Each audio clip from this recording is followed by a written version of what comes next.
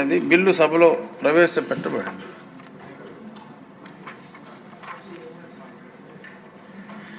బిల్లుపై చర్చ, ఎందుకంటే నామన్క్లేచర్ చేంజే కాబట్టి పెద్ద చర్చ అవసరం లేదని సభ్యులందరూ కూడా తెలియజేశారు.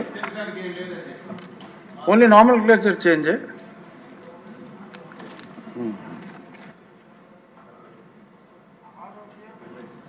సంక్షేమ మరియు వైద్య విద్య శాఖ మంత్రి గారు ఆంధ్రప్రదేశ్ ఆయుర్వేద మరియు హోమియోపతి వైద్య వృత్తిదారుల రిజిస్ట్రీకరణ బిల్లు 2025ను పరిగణలోకి తీసుకునేందుకు అనుమతి కోరుతారు.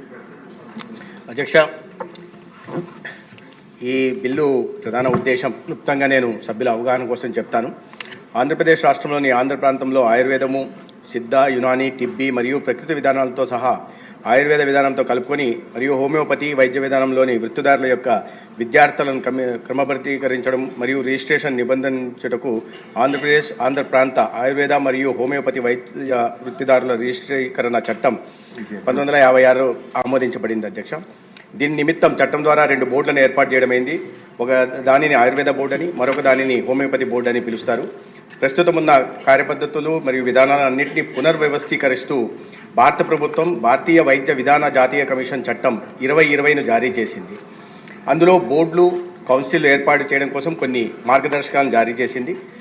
Indian systems of medicines act అత్యున్నత ప్రమాణాలతో కూడిన విద్య మరియు ప్రాక్టీస్ అందించడానికి, వృత్తిదారుల రిజిస్ట్రేషన్ను సక్రమంగా నిర్వహించడానికి, భారతీయ వైద్య విధానం మరియు హోమియోపతి వైద్య విధానం ప్రాక్టీస్ మరియు ప్రాక్టీషనర్స్ మరింత సమగ్రమైన క్రమబద్ధీకరణకు ప్రస్తుతం ఉన్న ఆంధ్ర ఆయుర్వేద బోర్డు మరియు ఆంధ్ర హోమియోపతి బోర్డుల స్థానంలో భారతీయ వైద్య విధాన ఆంధ్రప్రదేశ్ రాష్ట్ర వైద్య కౌన్సిల్ మరియు హోమియోపతి ఆంధ్రప్రదేశ్ రాష్ట్ర వైద్య కౌన్సిల్ ఏర్పాటు చేయడం ఈ బిల్లు యొక్క ముఖ్య ఉద్దేశం.